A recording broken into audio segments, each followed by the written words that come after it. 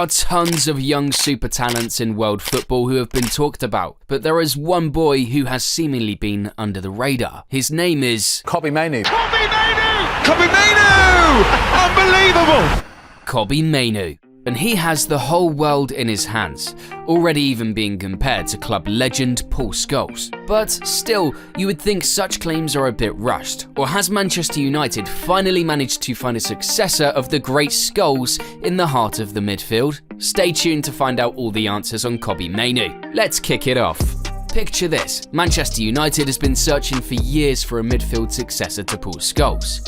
They've spent huge sums of money on players like Ander Herrera, Fred and Paul Pogba to try and fill this gap, but to no avail. And now, imagine uncovering the hidden gem you've been searching for this entire time right in your own backyard. That's what Manchester United have unearthed in their new young sensation. The young 18-year-old Kobbie Mainoo has been immaculate this season so far. What is even more impressive is that he's had to come back from a horrific pre-season injury that sidelined him for over 3 months. But he has returned better and more convincing than ever. With over 1,300 minutes in 19 games since the end of November, he is averaging 70 minutes per game, making Mainoo one of the most consistent players of the current Red Devils squad. During the last couple of weeks, he's been instrumental in Manchester United's mini resurgence and has begun to catch the attention of pundits and experts around the world. Former Manchester United striker Dimitar Berbatov even claimed that Mainoo reminds me of a young Paul Scholes, given the maturity in his game. The Bulgarian even went further, stating that if he continues to perform like this, England's national team coach Gareth Southgate shouldn't miss out on him for the upcoming European Championships this summer. But what actually makes Mainoo so impressive at this age? Well, to answer this very question, let's take a look at Mainoo's journey since his academy days. Kobbie Boateng Mainoo was born on the 19th of April 2005 in Stockport, a town well known as the birthplace of another incredibly talented English player, Phil Foden. Even though he is English by passport, both his parents are from Ghana, which makes him eligible to represent the Black Stars in the future, if he wishes to do so. At the age of 9, he joined the famous Carrington Academy. Like any talent of his caliber, he managed to outperform his peers, and he even dominated against older competition, showcasing his skills and potential. He made his debut for Manchester United in January 2023, in an EFL Cup match versus Charlton Athletic. Not long after, in February, he made his Premier League debut, coming on as a sub against Leicester City.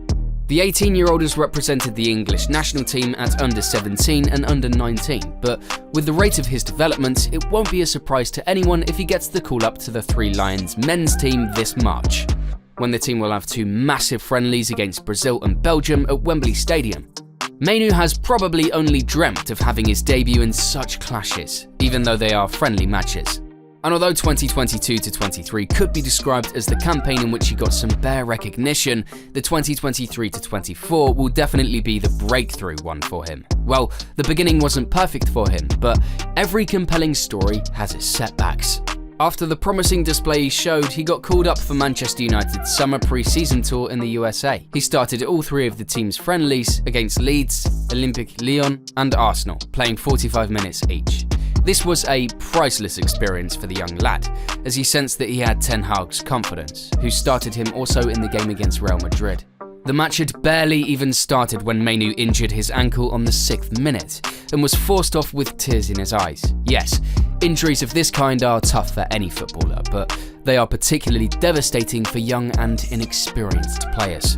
Despite the injury, everyone at Manchester United probably knew that his recovery would bring in a new era at Old Trafford. Erik ten Hag may not be exactly what the fans had hoped he would be upon his arrival in 2022, but there is one thing you cannot deny. He is one of a kind when it comes to developing young talents. Just look at his best starting 11 in the memorable 2018-19 season with Ajax. The core of that team back then was built from 20-year-old Frankie de Jong and 19-year-old Matthijs de Ligt. So this had to comfort Mainoo, knowing that when he returns, he could be better than ever with 100% confidence from the coaches. And this is exactly what happened. And then, on the 26th of November, Chapter 2 of Mainoo's fairy tale began. He was named on the starting 11 for the team against Everton and was absolutely brilliant, finishing the game with a rating of 7.5 without either an assist or goal in the 3-0 win at Goodison Park. Then, until the end of 2023, he featured in some essential games for the team, against Liverpool and Aston Villa. In the clash at Anfield, Mainoo got the chance to prove himself in a pivotal match for the first time. The game ended in a goalless draw, as Manchester United's tactics were set up to stop Liverpool's attacking pressure. Mainoo's contribution?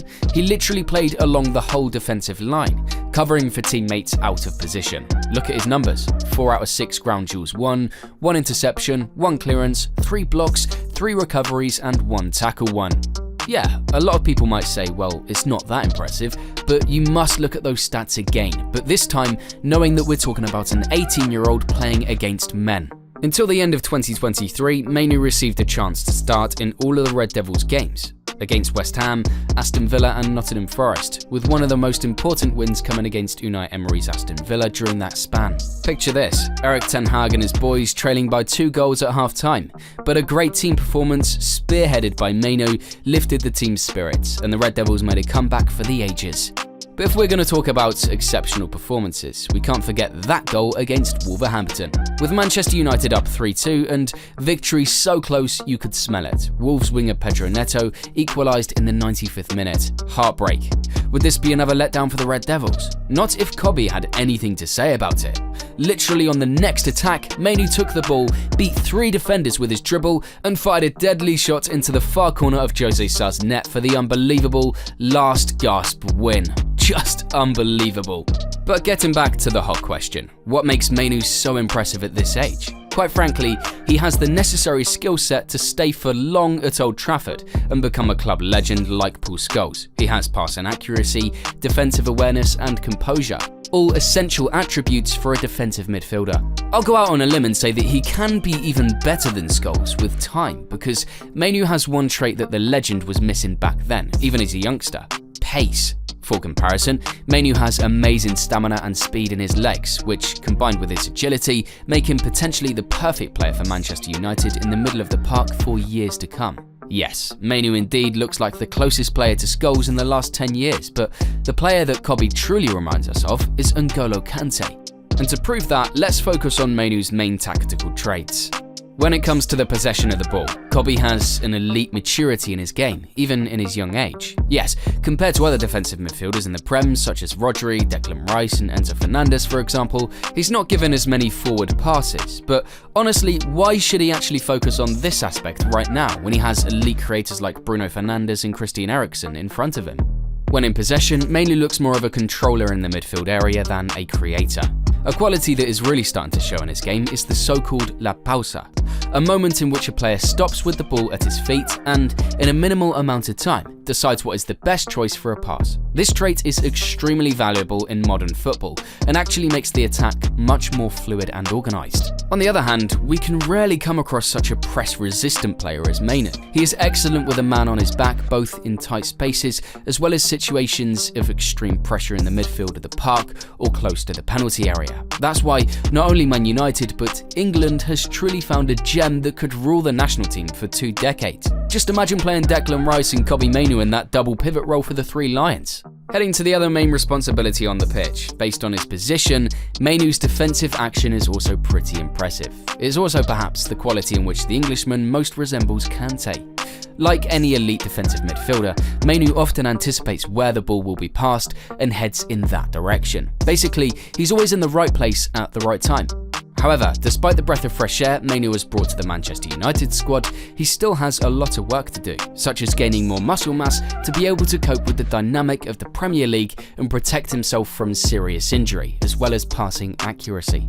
But with all that being said, let's conclude that Mainoo is a great ball-winning defensive midfielder who is excellent with the ball at his feet and has the potential to become one of the greatest midfielders of all time. This is all for today, guys. What are your thoughts?